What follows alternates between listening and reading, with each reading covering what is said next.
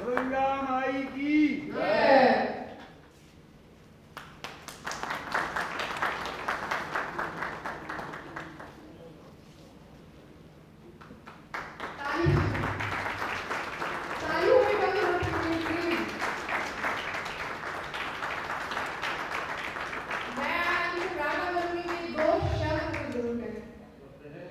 लोगों के बीच में अपनी बात को रखना आज के दौर में बड़ा कठिन है, क्योंकि देश बहुत आधुनिक प्रगति पे कोई व्यक्ति इतना समय देना नहीं चाहता। तो हम उसी समय सीमा के अंदर कार्यक्रम करेंगे। आपने मुझे बुलाया, मैं हृदय की गहराइयों से, मेरे सामने जो श्रोता बैठे हैं उनका भी मैं आभारी हूँ और इस संस्था का भी उन्होंने मुझे स्वागत।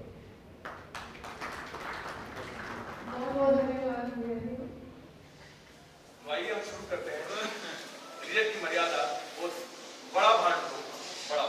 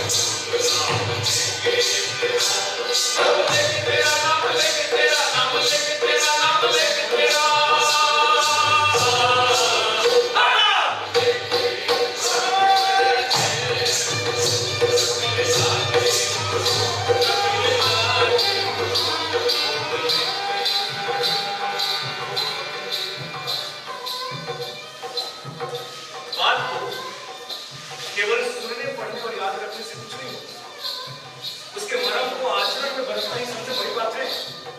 तो ये बात भी कुछ ऐसी है कि एक था शंकर भाण, तरह तरह के स्वांग लाने में ऐसा प्रवीण कि उसकी नकल के सामने असली बात की स्वांग कैसी लगती। एक ही स्वांग को कई दिनों तक रखता, जब तक वो खुद प्रकट नहीं करता तब तक किसी को भी उसके स्वांग की पहचान नहीं होता। 100 तरह की बोलियां जानता, पंछी जानवरों की आवाजें हूबहू अपने गले में बिठा लेता। सब जानवर तक पहचान नहीं सकते थे क्योंकि मनुष्य उसकी नकल कर रहा है। शेर, भील, साधु, गुजरी, सारे हनुमान और भिखारी के ऐसे ऐसे स्वांग लाता कि देखने ही बनता। तो जिस किसी ने दूसरे स्वांग को देखा उस बात की तारीफ करती।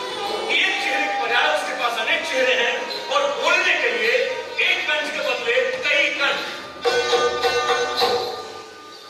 क्या बात है?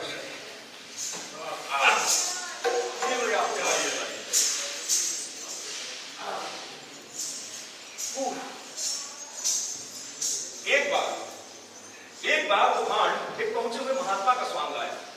बहुत सारे साधु महात्मा भी उसे देखकर चकरा गए कि अब तक ये करामाती संत कहां छिपा हुआ था और अचानक इस तरह कैसे प्रकट हुआ। एक सेठ के यहां उसने चौमासा किया। उसके दर्शन की खातिर आसपास के इलाकों से इस कदर भीड़ उमड़ी कि स्वयं भांड के मन में हमेशा के लिए बैराग देने की दृष्टि हुई। लेकिन उसने अपने आप पर नियंत्रण रखा। दर्शन के लिए आए भक्तों को आत्मा, परमात्मा, धर्म, मोक्ष और निर्वाण के बारे में वो अपने श्रीमुख से इस तरह के उपदेश सुनाता कि उस दौरान उसकी काया प्रशंसी से महसूस होती है। सेठ के घर वाले, सेठ सब उसके आचरण देख देख कर उसकी बातें सुनकर बावले से उठे। परिवार और संसार के माया जाल से सेठ का मन ही उचट गया। एक दिन उसने बेशुमार सोना चांदी हीरे जवाहरात साधु के चरणों में अर्पित किए और हाथ जोड़कर बोला, महाराज भगत पहले नाथुस प्रसाद कबूल फरमाए तो हमारी हीन काया का थोड़ा बहुत कीचड़ साफ। ये तो भगत भावना के फूल है, मेरी किसान थी क्या कि मैं आपकी कुछ सेवा कर सकूं। सूरज को भी चकाचौंध कर देने वाली माया को टेढ़ी नजरों से देखने के बाद महात्मा ने एक बार अपने बाणे को आत्मा की आंखों से निकाला। अंतस में विकराल आंधी घुमड़ने लगी। उसे कुछ ऐसा महसूस होने लगा जैसे वो आकाश और पाताल के बीच अधर झूल रहा हो। धन देख जिया ललचाए, धन देख जिया।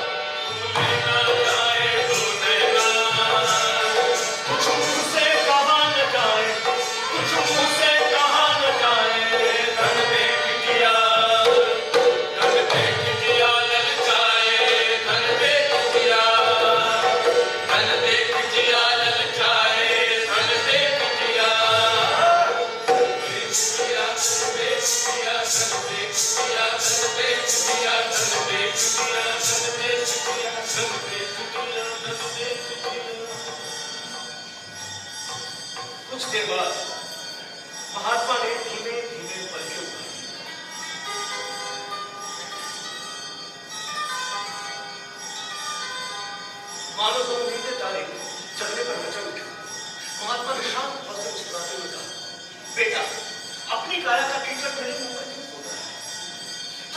सत्य सम्मूलक माया को कंकर पत्थर की तरह छोड़ रहा है, वे साधु होकर उसके लिए हाथ पसार हो, मेरे संन्यास को धिक्कार है। अपनी तराजू से जैसा तौल रहा है उतना नादान नहीं हुए। सेठ को सपने में भी सच्ची हाथ से क्या आशा नहीं थी। अरे जबरदस्त अनुभवी और व्यवहारिक होते हुए भी उसके हिसाब में ऐसी भारी भूल तो नहीं होनी चाहिए। कई पहुंचों में साधु महात्माओं के लोक लालच से वो अच्छी तरह परिचित था। कीचड़ में सड़ी मुहर को दांतों से निकालने और मंडन करना करे आना है। तो मानो निर्धारी देवता ने सब मटिया में लेकिन इतनी आसानी से हार मानने वाला नहीं था। हाथ जोड़कर गिड़गिड़ाते हुए बोला, महाराज घर गृहस्थ के जाल में फंसे हुए दिल खंजामी कब वापस माया के लिए भ्रष्ट हो जाए इसका कोई पता नहीं। अभी तो ये माया हमारे लिए धूल के बराबर है, पर कल का तो भरोसा नहीं। आप नहीं जानते इस माया को पाने के लिए मैंने कैसे कैसे पाप नहीं किए, कैसे कैसे कुकर्म नहीं किए। तो आपके उपदेशों ने मुझे उबार दिया। अब आप जाने और ये माया जाने, अपने पावन हाथों से किसी पुण्य कार्य में लगाकर हमारा जीवन सार्थक करे प्रभु। और मैं अपनी तपस्या को भूल में मिला नहीं बच्ची, मुझे सपने में भी प्रपंच करना चाहिए। तुम्हारी तिजोरियों के अलावा इस माया की दूसरी और नहीं है। भाई मुझे माफ करो।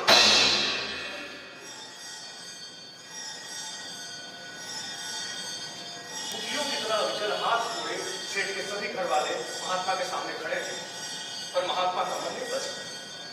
बीच में बहुमूल्य माया बिखरी पड़ी थी, पर कोई भी उसे कबूल करने को तैयार नहीं। न सेठ के घर वाले न सन्यासी। आखिर महात्मा को कहीं रोष प्रकट करने के लिए मजबूर होना पड़ा। इसके सामने क्या अरदास करने हो कुछ पता भी है। लाल इस कालिस्तान को तिजोरी के बंद करो। 84 के बाद तुम जैसा कहोगे मान लूंगा। सेठ ने महात्मा के चरणों में दंडवत करके कहा, जो आज्ञा प्रभु। महात्मा के होठों पर गहरी पातालों तक गहरी मुस्कान होती है, क्योंकि श्रीमान समय की गति पर न तो किसी सेठ का नियंत्रण है, न किसी साधु का, न किसी महात्मा का। सो एक दिन बीता, एक सप्ताह बीता, एक पखवाड़ा बीता, एक महीना बीता, और आखिर महात्मा का चौमासा संपन्न हुआ। मन सेठ की खुशी का पार नहीं था। देवता के समान ऐसे महात्मा अपनी कौन से हरीश नहीं मिलेंगे। जैसा कहूंगा वैसा ही करेंगे। ये भैया ये सारी माया किसी पुण्य कार्य में लग जाएगा तो अपना जीवन सार्थक हो। आप नहीं जानते मैंने इसको कमाने के लिए कैसे कैसे पाप नहीं किए, कैसे कैसे कुकर्म नहीं किए। और उधर महात्मा के मन पर क्या गुजर रही थी सो तो वही जाने। तो स्वामी के अभिशाप होते ही पहुंचे हुए महात्मा ने अपना भेद प्रकट किया। स्वामी का गाल बजाते हुए उसने याचना की, अन्नदाता मैं तो आपके चरणों का दास गरीब शंकर भानु। ये कहकर उसने गाल बजाई, ये कहकर उसने बबले बजाई। अन्नदाता गरीब के हुनर पर खुश होकर बख्शीश फरमाए। अन्नदाता देश को अपनी आंखों पर भरोसा नहीं हुआ, आंख में भी भयंकर सच्चाई जिसे परमेश्वर सब था उसके मुंह से इजाजत होता है। अरे भगवान करे उसके बैठे दुश्मन को भी ऐसा बुरा सपना नहीं आए। इस नाम भान की क्या होगा कि अपार माया को भूल की पर झगड़ा दे। अरे ना ना ना ना ना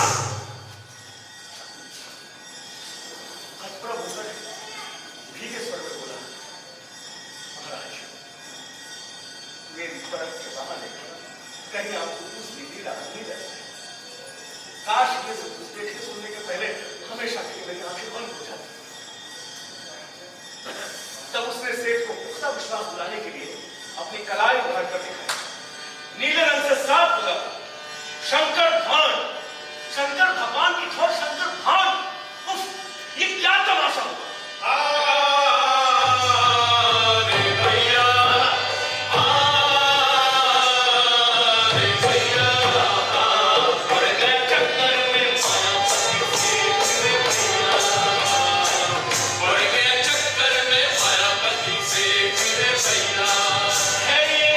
अजब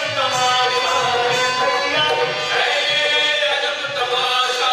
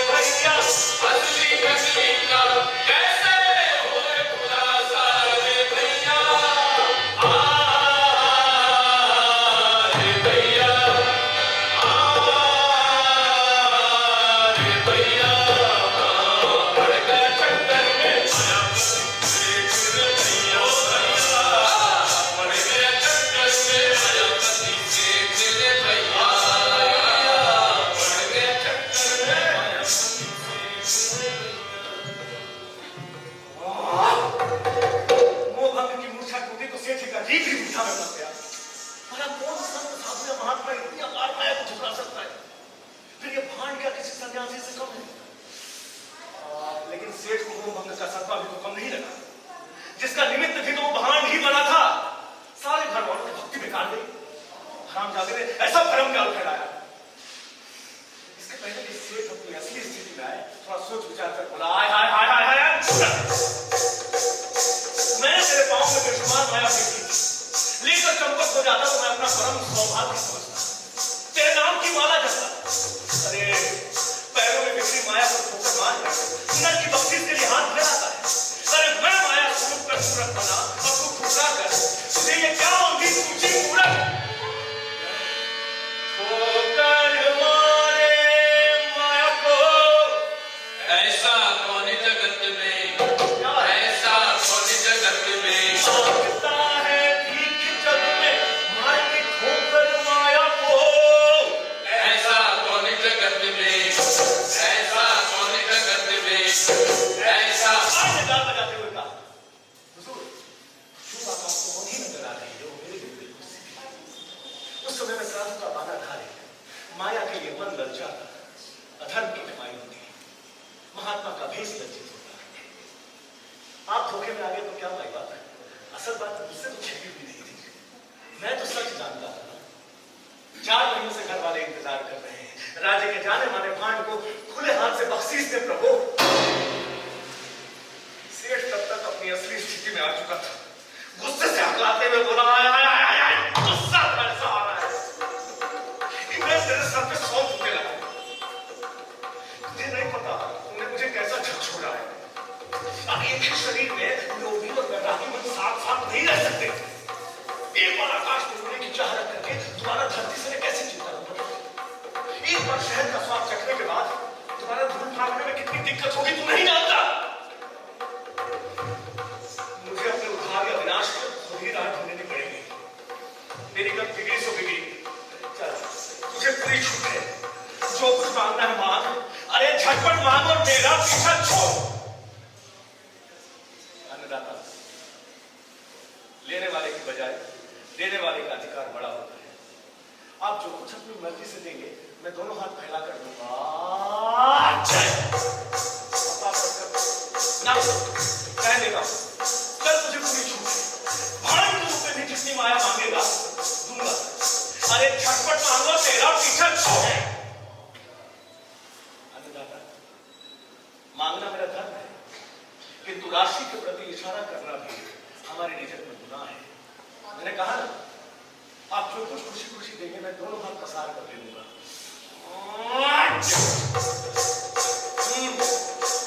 और फिर से मेरा लोभी मन जाग उठा है। अब तुझे सौंपी हुई अभी इस माया से फकत 5 मुद्दे दूंगा, राजी हो चाहे बेराजी। इसमें बेराजी की क्या बात? ये तो मेरे लिए 5000 मोहरे हैं। अरे जुग जुग जियो मेरे जजमान, जुग जुग जियो।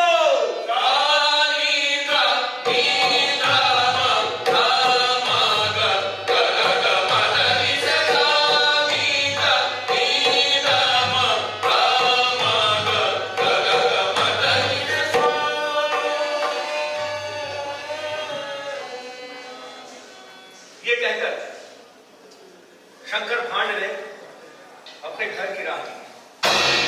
घर वालों के लिए उसकी मुट्ठी में बाजरी थी, नमक था, मिर्च था, हल्दी था, धनिया था। बहू के लिए स्वाद की बिंदी थी, बच्चों के लिए खिलौने थे, जूते थे। पत्नी उसका इंतजार कर रही थी। तो चलो रे भाई,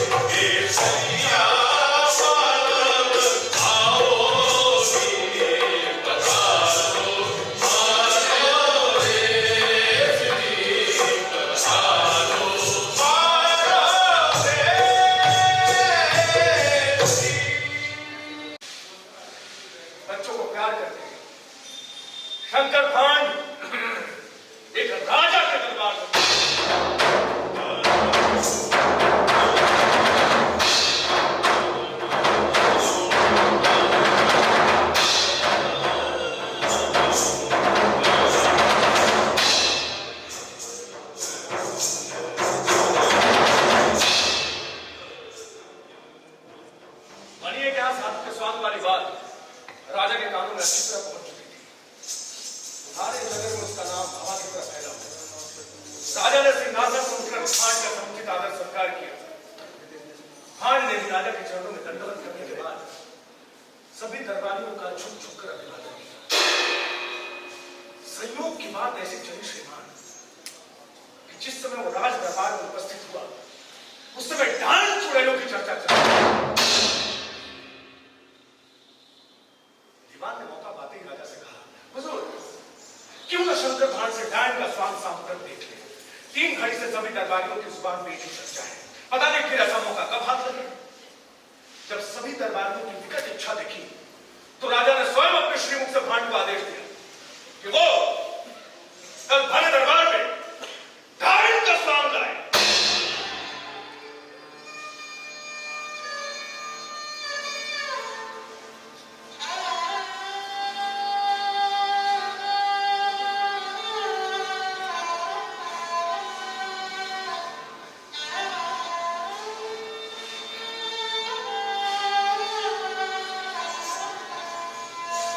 राजा का आदेश सुनते ही भांड के समूचे शरीर में सिकरन पैदा हुआ। हाथ जोड़कर डरते डरते बोला, अन्नदाता अन्नदाता का फरमान में मरकर भी नहीं रहा, किंतु इस गरीब भांड की अरदास में जरा गौर फरमाइए। स्वांग दुनिया में किसी भी चीज का ला सकता हूं माई बाप, बस रास्ते में बैठ जाऊं तो कोई राहगीर ये परख नहीं कर सकता कि वो पत्थर है या मनुष्य। आपकी दया से हमारे पुरखों को शिव जी का ऐसा ही वरदान मिला था। मेरा शंकर राम स्वयं शिव जी ने मेरी मां को सफेद आकर सिखाया।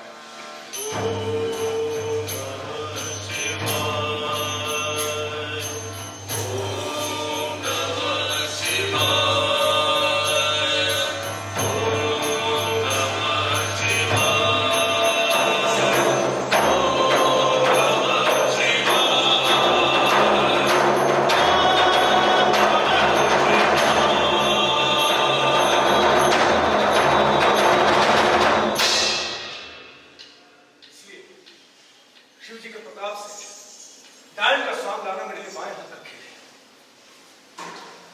लेकिन देखने वालों के लिए स्वांग बहुत महंगा पड़ेगा। स्वांग के दौरान यदि सभी कर्तव्य पूरे न किए जाए तो स्वांग का रंग नहीं जमता, और डांड के स्वांग में जब तक किसी मनुष्य के लहू का सेवन न किया जाए, उसकी छाती को चीर के उसका लहू न पिया जाए, तब तक ये स्वांग अधूरा रह जाता है। और माफ करें मैं अधूरा स्वांग नहीं लाऊंगा। स्वांग के पहले और स्वांग के बाद हुजूर का नाम प्रस्ताव में डाल दो। स्वांग के बीच में अपना होशो हवास से भूलकर असली की धूम में प्रवेश कर जाता हूं। फिर मुझे किसी भी चीज का कोई बोझ नहीं रहता, इसलिए मेरी आपसे हाथ जोड़कर विनती है, आप मुझे डांड का स्वांग लाने के लिए मजबूर न करें। देखा दिया है बड़ी कमाल की बात है। राजा उसकी बात के मर्म थोड़ा समझ नहीं सका, वो क्या कह रहा है। देखा जी बड़ी कमाल की बात लिखते हैं। देखा जी लिखते हैं कि राजा होने के लिए मोटी बुद्धि का होना जरूरी है। तो उस मोटी बुद्धि वाले राजा ने पूछा, क्यों बे तू डांड का स्वांग क्यों नहीं ला सकता? राम जाने नहीं था उस समय कौन मेरे हाथ से चढ़ गया। स्वांग के दौरान तो स्वयं हुजूर का भी ध्यान नहीं रहेगा, फिर भी आप सोच समझकर जैसा आदेश करें उसकी पालना करने के लिए मैं मजबूर हूं। तो मच्छर की तरह दरबारियों को भी काटने के लिए बहाना ढूंढने की जरूरत नहीं। एक दरबारी राजे भांड को झिड़कते हुए कहा, अच्छा तो तेरे ख्याल से अन्नदाता का बिना सोचे समझे आदेश फरमाते हैं, तेरी ये मजाल। ये तो मैंने सोचा ही, मैं क्या बिना सोचे समझे आदेश फरमाता हूं, तेरी ये मजाल।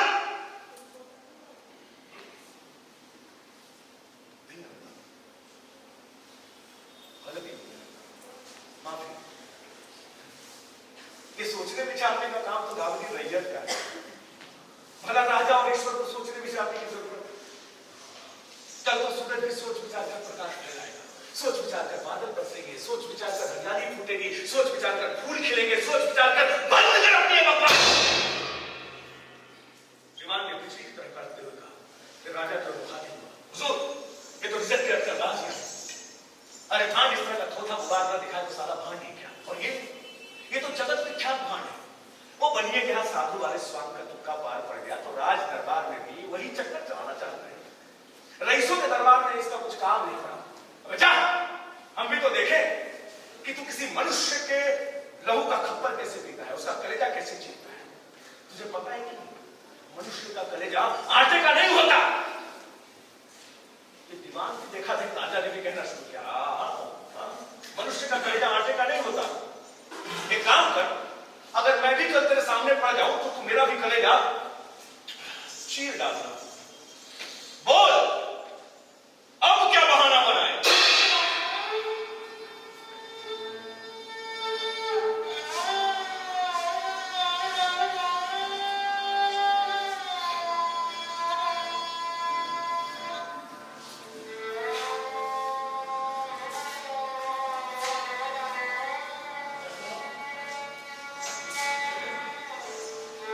क्या मिसाल का बता दो कि मैं अमीर उमराओं के आगे बहाना बनाऊं,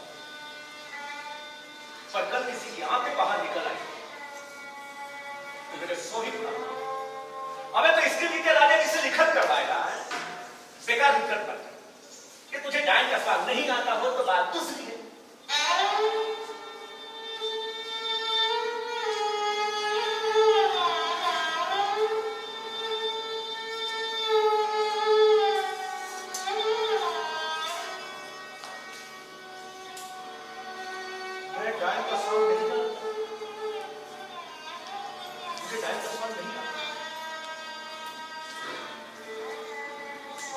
इस लांछन के बाद भान बड़ा क्या हटका, गाल और बकर बजाता हुआ बोला, जैसा अमीर उमराओं का आदेश। स्वामी का स्वामी कौन?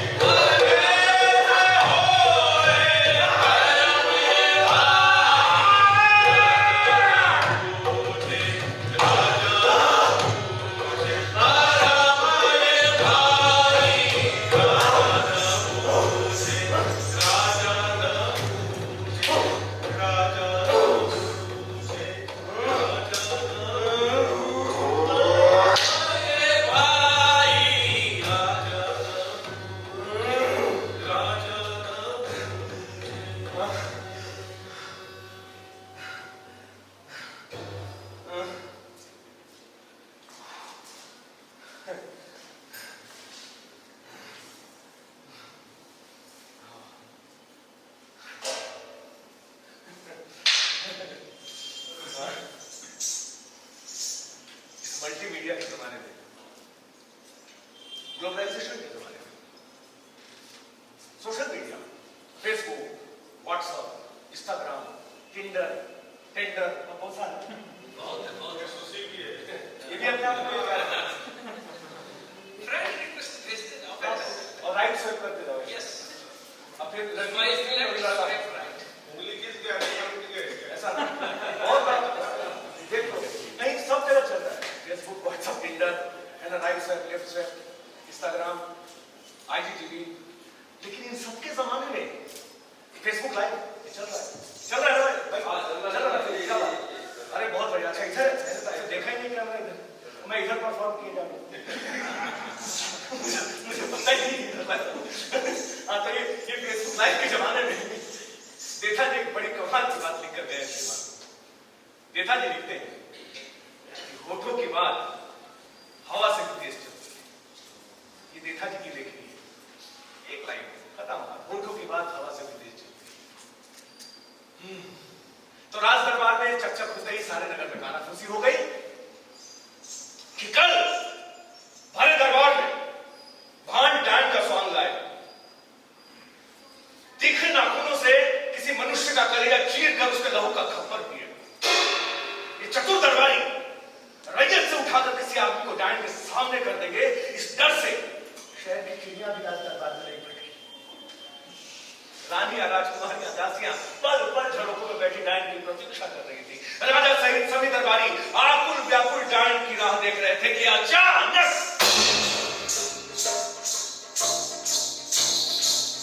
फूफा फूफा करती हुई डांस कर रही, हाथ पर डबली टीप से लगातार दबका पड़ा, बाल इस कदर बिखरे, नाखून इस कदर तीखे कि पत्थर हरामी भांडे सब किसी डांस को सिखाकर तो नहीं देती। जिस डांस को देखने की लालसा में कल सारे दरबारी आकुल व्याकुल हो उठे थे, डांस पर नजर पड़ते ही हड़बड़ा कर राज दरबार देखते देखते खाली हो गए।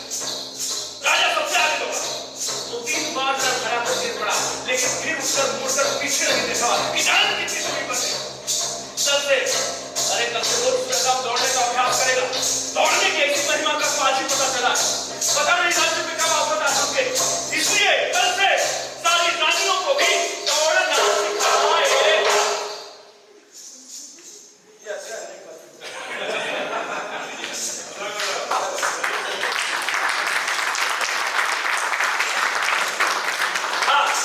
पता नहीं राज्य पे कब आफत आते क्यों देखा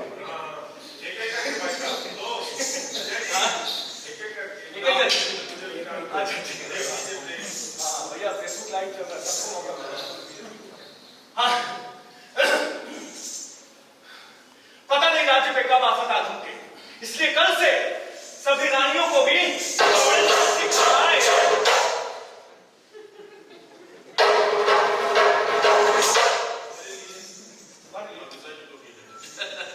कल से सभी रानियों को भी दौड़ना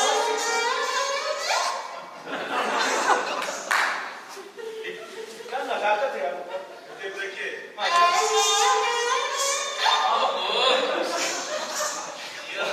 बहुत बदमाश है राजू।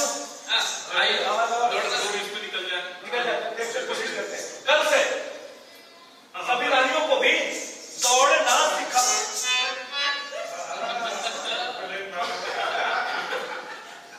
एक बार और सभी कल से मैं भी मछली हूँ क्या कल से सभी रानियों को भी क्या बात है। अब फाइनली इनके एक साथ कल से पता नहीं राज्य में कब आफत आ धमके, इसलिए कल से सभी रानियों को भी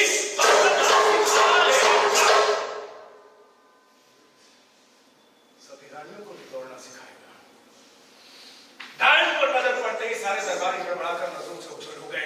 फकत राजा का साला नहीं भाग सका। वो नशे में बेहोशी की हालत में धूप तो नहीं पड़ा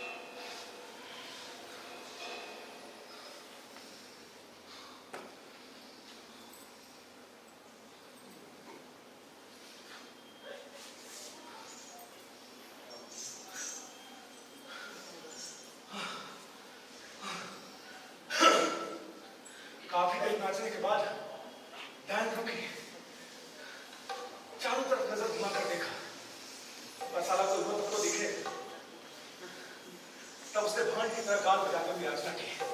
अन्नदाता, मैं तो आपके चरणों का दास नहीं शंकर भांड, आपकी आज्ञा से गाय का स्वांग लाया, पर देखने के लिए कोई रुका ही नहीं। इसमें मेरी क्या गलती है? मेरा क्या कसूर? हाँ, मेरे स्वांग में कोई कमी हो तो मैं आपका गुनहगार हूं। अन्नदाता, अन्नदाता, जैसे कवैया सुर को नचावत है, जैसे ढोलकिया ताल को बतावत है, जैसे नचनिया नाच को दिखावत है, वैसे ही मैंने आपको दिखाया हो बलिदारा। ओ बोले राजा जी, सैया जी, राजा जी, महाराजा जी, सैया जी, संग रखो, साचा रखो, संग रखो, साचा रखो। कोई देखे नहीं, कोई देखे नहीं, कोई देखे नहीं खेल साचा। बोले राजा जी, सैया जी, महाराजा जी, मैं तो धर्म की हो, कर्म की हो, मैं तो धर्म की हो, अरे कर्म की हो। कोई देखे नहीं, कोई देखे नहीं, कोई देखे नहीं खेल साचा। बोले राजा जी, महाराजा जी, अरे सैया जी, अरे राजा जी, हाय हाय हाय हाय, राजा जी, महाराजा जी, सैया जी,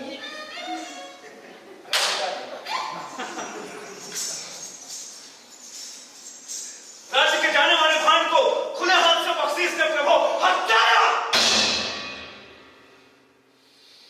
दीवान बिजली की तरह करता, फिर राजा को बुखाती हुआ, हुजूर, अरे पकड़ो पकड़ो, कहीं साला फरार न हो जाए।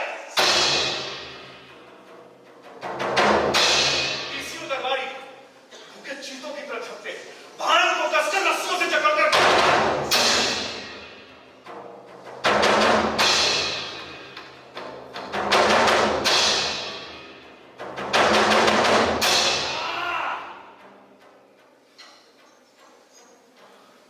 राजा के साले ने इस लोक का भरपूर आनंद उठाकर परलोक की तलाश की। देखा जी कहते हैं, तो गया अंगड़ाई लेना भी जरूरी है, पानी पीना पसंद नहीं है। देखा जी, देखा जी की लिखी है कहानी के बीच में ऐसी पंक्ति देके चले जाते हैं, ऐसी बात बोल के चले जाते हैं।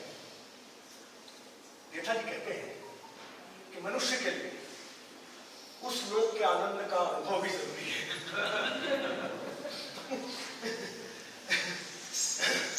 हटी हुई आंतों से लगातार लहू टपक रहा था। सब लोग टुकुर से देख रहे थे, लेकिन सबको उम्मीद थी कि नशा उतरते ही अभी उठ बैठेगा, उठते ही बरबराते हुए शराब और दासों की मांग करेगा, और मांग पूरी न होने पर जो भी दासी सामने दिखाई देगी उसके साथ ये बलात्कार करेगा।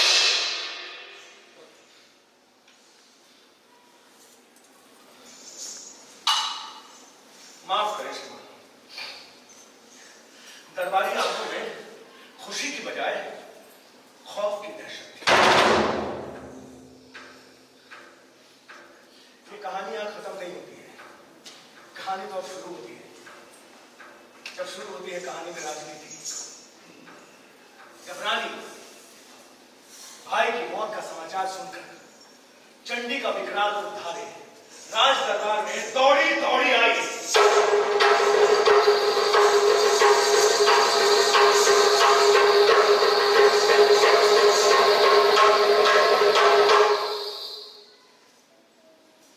भाई की लाश पर नजर पड़ते ही दहाड़ मार कर बने लगी।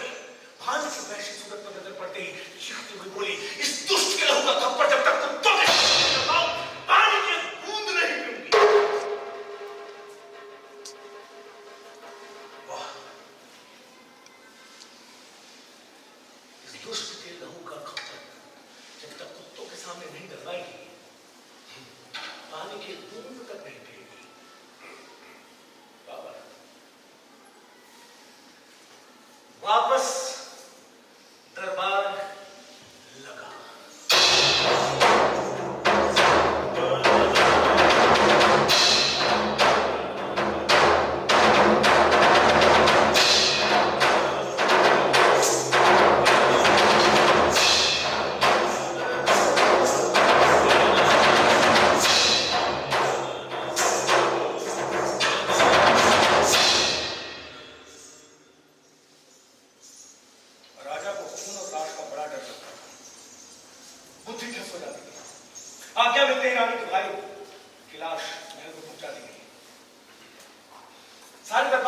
सवाल उठाए, अन्नदाता जुल्म हो गया, अन्नदाता जुल्म हो गया, जुल्म हो गया, ऐसी क्या बात हो गई है? अरे बात अन्नदाता, अरे हरामजादे की गर्दन अब तक घर से जुड़ी हुई है, आप क्या क्या मिलते इसके टुकड़े टुकड़े कर डालेंगे। क्या टुकड़े टुकड़े कर डालेंगे? क्या कर डालेंगे? पहले बताओ, तुम सारे के सारे टुकड़े उस समय कहां मर गए? तुम सबके सब मेरे पीछे दौड़ पड़े थे क्या? हाँ अन्नदाता, आपके अमूल्य प्राणों की खातिर आपके पीछे तो दौड़ना ही था, जरूरी था। आखिर हमारे मालिक आप जो थे, नहीं समझ गए ये बात है क्या? देखो अकर्मण्य को इशारा काम मत समझा, मैं समझ गया। अब इस भांड को सूली का आदेश करना ही पड़ेगा, इसे हरगिज माफ नहीं किया जा सकता। भांड ने तनिक आवेश में आकर ऊंचे सुर में कहना शुरू किया, कल के वचन की मर्यादा को इतनी जल्दी भूल गए महाराज? जब देश का स्वामी वचन की मर्यादा तोड़े तो दूसरा कौन उसका निवाह करेगा? नर की बख्शीश के बदले यदि मौत की सजा मिले तो हुजूर की इच्छा, स्वामी का स्वामी कौन? मरवा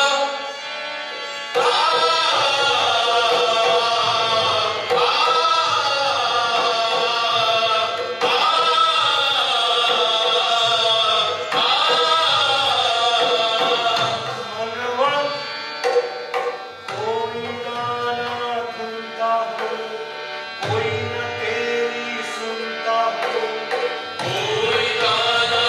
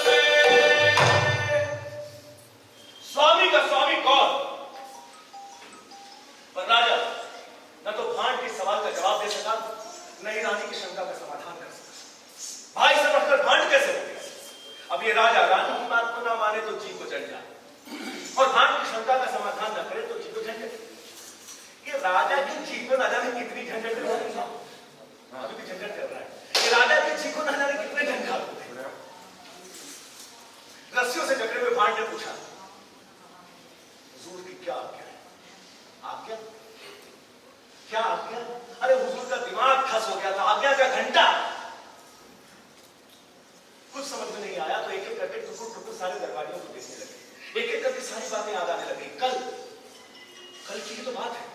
भरे दरबार में भांड को अभय वचन दिया था कि अगर वो भी उसके सामने आ जाए तो उसका भी कलेजा चीर डाले। अरे इस भांड ने बेचारे तो डायन के स्वांग की खातिर कितना मना किया था, लेकिन मैंने और दीवान जी ने जबरदस्ती इसको डायन का स्वांग लाने के लिए कहा। अगर राजा की बात नहीं मानता तो अपनी जान आफत में फंसा बैठता, और मेरी बात मान के अपनी जान आफत में फंसा बैठाया। रानी नहीं मानेगी, हरगिज नहीं मानेगी, क्या जवाब दूंगा? तभी राजा के दिमाग में शंका होगी। उसने भांड को पास बुलाकर पूछा, आज इधर आ गए, आज और पासा थोड़ा सा, अरे थोड़ा ठीक है, और पासा और सुना, और थोड़ा सा इससे ज्यादा पासा कोरोना है, सोशल डिस्टेंस। थोड़ी इससे ज्यादा पास बना दे, तो मास्क भी नहीं है ना राजा को ना रंग को। थोड़ी एक अलाक बता सुना, ये थोड़ा और पास आ दे, इससे ज्यादा पास कोरोना चल पीछे चल। एक बात बता कि तूने मेरे साले कहीं पेट नहीं चीरा, किसी और की चीर डालता तो कोई बात नहीं थी। क्या कर बड़ा डायन पर नजर पड़ते ही सारे दरबारी हड़बड़ा कर नजरों से उछल पड़े। तो मैं क्या करता? फकत आपके साले नहीं भाग सके तो मैं क्या करता? तो और मना करता, या फिर ये स्वांग तो लाता ही नहीं, अपने गांव वापस लौट जाता।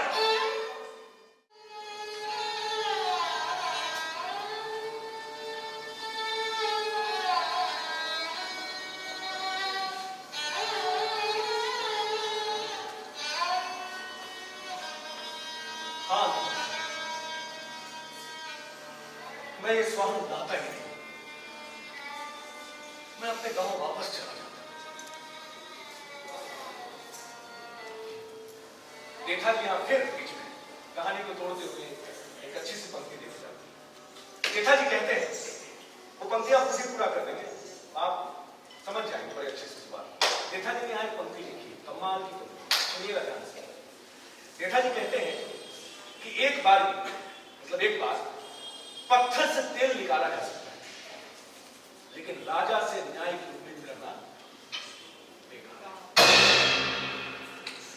भांड ने इस बात को अच्छी तरह समझ लिया, चुपचाप सर झुकाकर एक और खड़ा हो गया। राजा ने भांड से पूछा, अब तू बता मैं रानी को क्या जवाब दूं? इस दुष्ट के मौत की सजा मेरे सवाल का जवाब है, आप खामखा इससे बहसबाजी किया जा रहा है, आप तुरंत इसको सुनी कागज फरमाइए।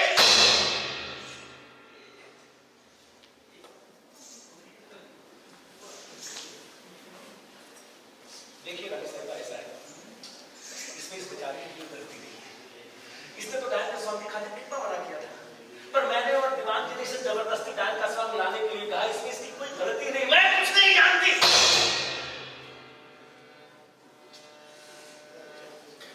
तो ऐसा वाला जो राजा है ना, ऐसे वाले राजा की दो लाइन लिखी है, अच्छा सा गाना सुनिएगा।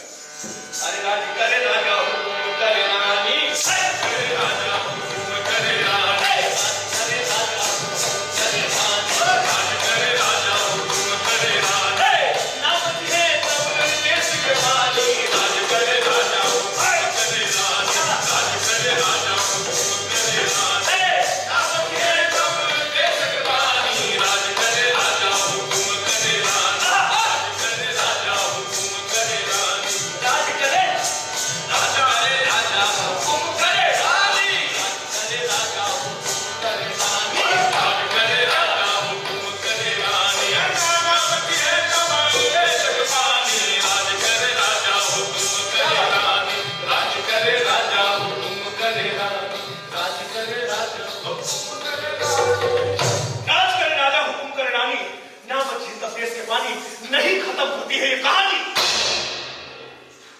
कहानी एक बार फिर शुरू होती है माई बाप। जब कहानी में शुरू होती है राजनीति, वो भी निम्न स्तर की छिछली राजनीति। जब राजा का एक लगा नाई बड़े गुमान भरे सुर में कहना शुरू करता है, ए महाराज, यदि आपकी आज्ञा हो तो एक ऐसा उपाय बताऊं जिससे रानी जी के भाई की मौत का बदला भी चुक जाएगा और आपके वचन की मर्यादा भी मिल जाएगी।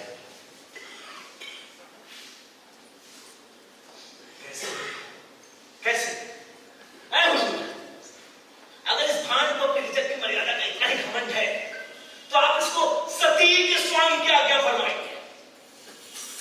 डायन के स्वांग में किसी दूसरे मनुष्य का कलेजा चीरकर उसके लहू का खप्पर पीने से इसका क्या बिगड़ा? सती के स्वांग में ऐसे ही वचन की मर्यादा निभाए तो जानिए।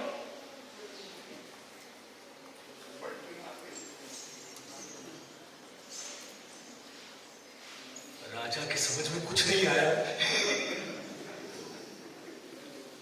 फिर भी वो राजा था। दिमाग के समझाने पे जो समझ गया वो राजा था,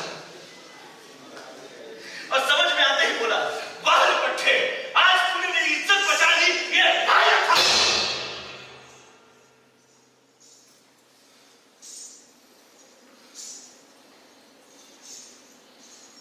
भांड को मुखातिब हुआ,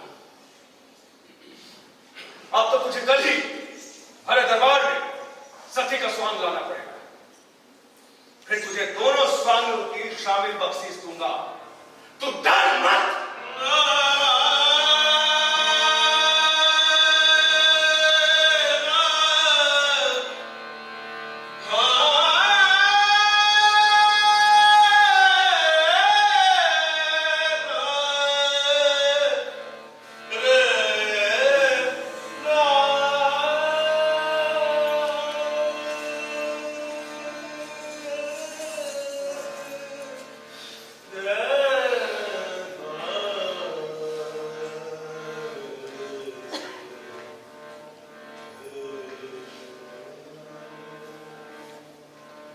इसमें डरने की क्या बात है माई बाप? डर तो चोरी और जारी का होता है, लेकिन इस स्वांग के बाद फकत इसी बख्शीश की कामना करता हूं कि मेरे मरने के बाद मेरी भस्मी को मेरे घर वालों तक पहुंचा दिया जाए और मेरे बच्चों को मेरी एक वसीयत सुना दी जाए कि वो रिजक की मर्यादा का इसी तरह से पालन करें। राजा ने उससे पूछा, बस मोटी बुद्धि वाले राजा ने पूछा था, बस। और उस विचित्र भांड ने राजा के इस बस का कोई जवाब नहीं दिया। तत्पश्चात उस विचित्र भांड ने जैसा कहा वैसा ही किया। चंदन की चिता सजी, हजारों लोग सती का स्वांग देखने के लिए उमड़ पड़े। सती माता चंदन की चिता पर सहज भाव से जा रही। सती माता के संत का करिश्मा, चंदन की चिता में आग भी लगते, आग धू-धू करके चल उठी।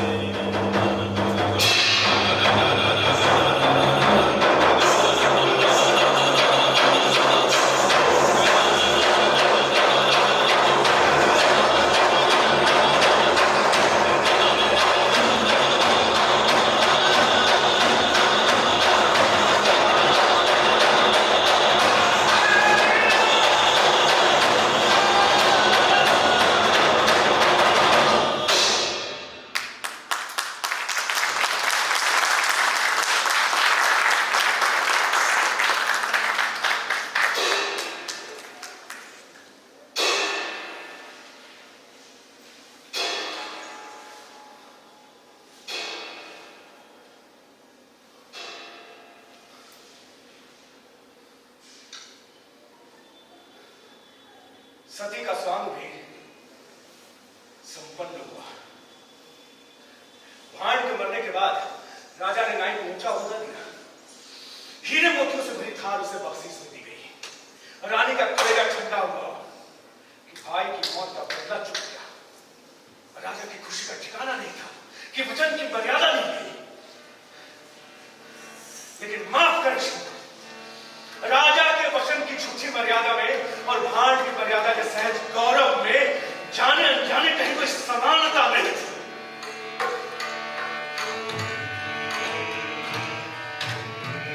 रंग लगा के अंग सजा के,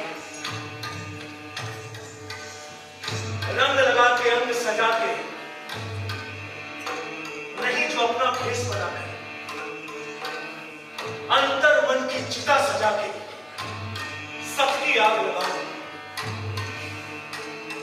धू धू कर चल जा रे मन, शब्द लिखे जाने जिसके ऐसा गाना गा रे। ऊंची तान लगा कि कान सभी फट जाए, सुन पाए बस वो कि जिनको उड़ता डलिया नमक, मिर्च, हल्दी, धनिये का स्वाद समझ में गा गा गा की कार जब तक आया था।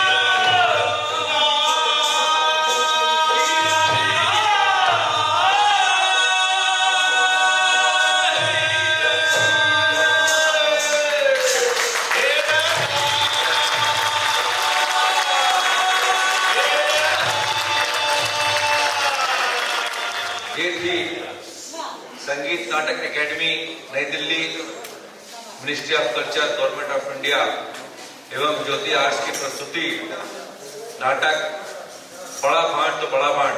2 मिनट आपसे और गुजारिश है कि 2 मिनट रुकिए प्लीज। आप लोग बैठ जाइए, जहां है वहां बैठ जाइए, कलाकारों से मुलाकात कीजिए। आपके लिए वो आए हैं और आप यहां से जा रहे हैं, ये बहुत ही गलत बात है। प्लीज जोरदार तालियां बजाइए प्लीज। धन्यवाद। मैं आपसे सिर्फ नाम का परिचय कराऊंगा। बाकी आपने देखा मेरे सीनियर विद्यालय स्कूल ऑफ ड्रामा के ग्रेजुएट स्नातक, हिंदुस्तान का सबसे बड़ा एक्टिंग स्कूल है, उस्ताद बिस्मिल्लाह खान नेशनल अवार्ड से पुरस्कृत श्री अजय कुमार।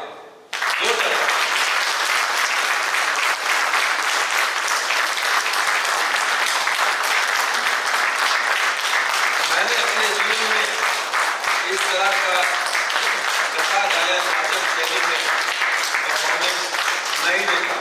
आपकी दुआओं से हिंदुस्तान के कोने कोने में हम लोगों ने नाटक किए हैं, देखे हैं, विदेशों में देखे हैं, लेकिन आज मैं बहुत भावुक हूँ। हमारे बीच में ऐसा कलाकार है। Thank you sir.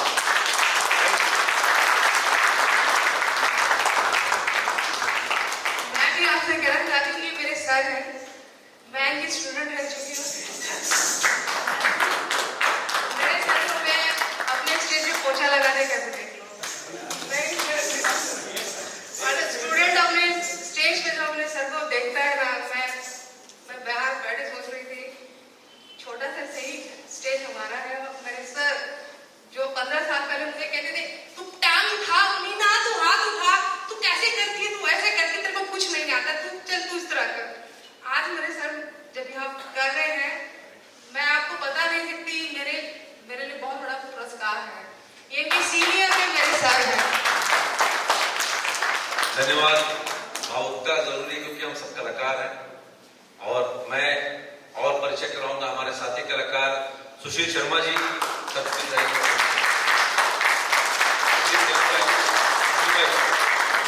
Rajesh Pathak ji,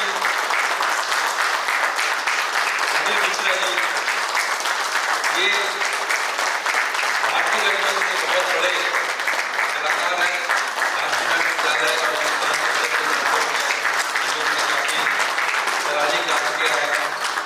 मैं माननीय मुख्य अतिथि जी से निवेदन करूंगा कि वो कृपया मंच पे आए, अजय कुमार जी का और साथी कलाकारों का सम्मान करें।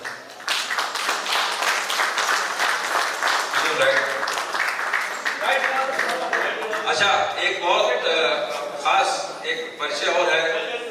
लाइट जो प्रकाश पर कल्पना आप देख रहे थे, लाइट के माध्यम से आप देख रहे थे, हमारे शिव प्रसाद गुण, हमारे साथी कलाकार, इनका मंच में प्लीज शिव आइए प्लीज।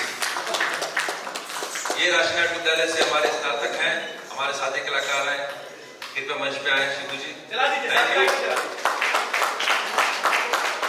मैं आग्रह करूंगा ज्योति जी से कि मुख्य अतिथि जी को मोमेंटो दें, बुके दें। अजय कुमार जी के लिए बुके दें प्लीज, बुके से सम्मानित करें। जोरदार तालियां आपके लिए हमारे आप मोमेंटो से कर सम्मानित करें।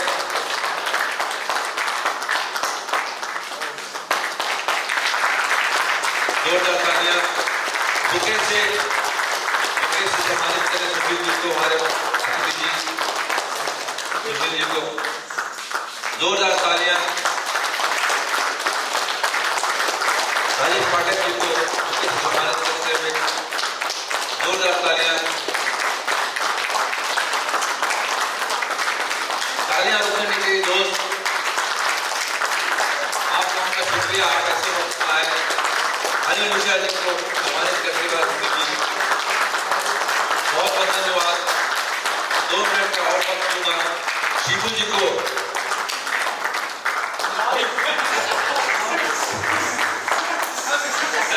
जोरदार तालियां।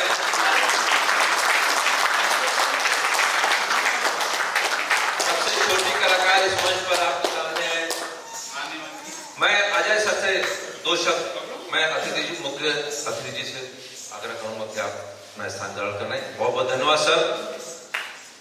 अतिथि जी, मुख्य अतिथि जी के लिए जोरदार तालियां। योगेंद्र जी की वजह से हम यहाँ पर इतना बड़ा आयोजन कर पा रहे हैं। प्रदीप मोहन धमदोले जी की वजह से यहाँ पर आपके बीच में हम हैं। आप सभी का बहुत बहुत धन्यवाद। आपके समाज की तरफ से बहुत मदद मिलती है। कल दो प्रस्तुति और है। मैं चाहूंगा दो शब्द आशीर्वचन के रूप में अजय सर से। धन्यवाद। आशीर्वचन नहीं, क्योंकि जब दर्शक देवता सामने बैठे हो ना, और उनके सामने जब आप कुछ कहते हैं, कुछ बोलते हैं, कुछ करते हैं, तो उस समय आशीर्वाद की वर्षा होनी चाहिए।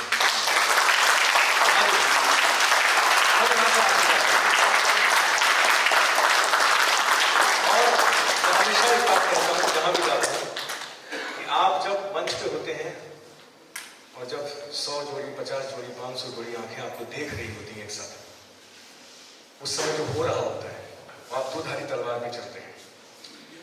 वो जो आपको देखा जा रहा है, उससे बड़ा ना तो कोई बड़ी ना कोई ताकत हो सकती है, और उससे बड़ी ना कोई उलझन हो सकती है, क्योंकि दोनों तलवार वहां बैठी है। अगर आपने जरा सा इधर उधर कुछ किया, आप वहां से मारे जाएंगे, और अगर आपने कुछ भी किया जो आप उन तक इतना सा भी पहुंच गए, तो वो आप तक उससे भी दुगनी रफ्तार से पहुंचते हैं। तो आप जितनी भी संख्या में यहाँ पे हैं, वो जिस रफ्तार से हैं और जो प्रतिक्रिया मिल रही है, और एक तो मैं हिंदी की मतलब राजस्थानी कहानी हिंदी में कह रहा हूं, तो मुझे बहुत अच्छे से मालूम है कि बहुत सारी चीजें जो मैं हिंदी में कह रहा हूं उसका उम्र राजस्थानी में आपको समझ में आता है, हिंदी में चला जाता है। उसके बावजूद जिस तरीके से आप मुझे रिस्पॉन्ड कर रहे हैं, बैठे हुए हैं, और ये जो आशीर्वाद आपने दिया, इसके लिए मैं सबसे पहले ज्योति का, इनके पूरे ग्रुप का, ज्योति आर्ट का, सम्मानीय अतिथि महोदय का, और आप सारे राजस्थानी समाज का मैं सच में तहे दिल से अपने सारे मित्र मंडली की ये मेरा दूसरा आगमन है आपके पास। दूसरी बार मैं आप लोगों के सामने आया हूं। पहली बार जब आया था तो मैं बहुत डरा हुआ था, और उस समय भी उतना ही डरा हुआ था जितना आज था, लेकिन इस बार जब आया तो मुझे मालूम था कि मैं अपने घर वापस जा रहा हूँ, अपने परिवार के पास जा रहा हूँ। पिछली बार ऐसा चल रहा था, आप अपनाएंगे नहीं अपनाएंगे, लेकिन पिछली बार भी उतनी शिद्दत के साथ, उतनी जोर शोर से आपने मुझे अपनाया। इस बार इस संकट की घड़ी में जब आदमी आदमी से नहीं मिल रहा, भीड़ लगाना तो बहुत दूर की बात है, उसमें हमारा साहस देखिए कि हमने अतिक्रमण कर डाला है। हम यहाँ हैं, उन सारे नियम कानून को मानते हुए मास्क लगा के ही आए, दूर से चल के आए, दूरी में बैठे हैं, कम संख्या में बैठे हैं, लेकिन जिस कुवत के साथ बैठे हैं ना, उसके लिए हम आपको सलाम करते हैं। बहुत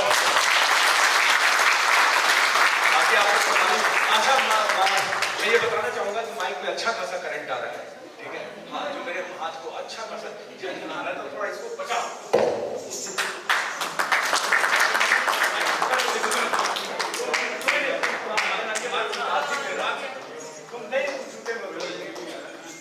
बहुत धन्यवाद। मैं बोल चुका हूं, तब तक मैंने पकड़े रखा, मैंने कहा बोल लेता हूं, उसके बाद देखो इतना तो बर्दाश्त कर ही सकता हूं, हार्ड स्टार्ट कर लेगा।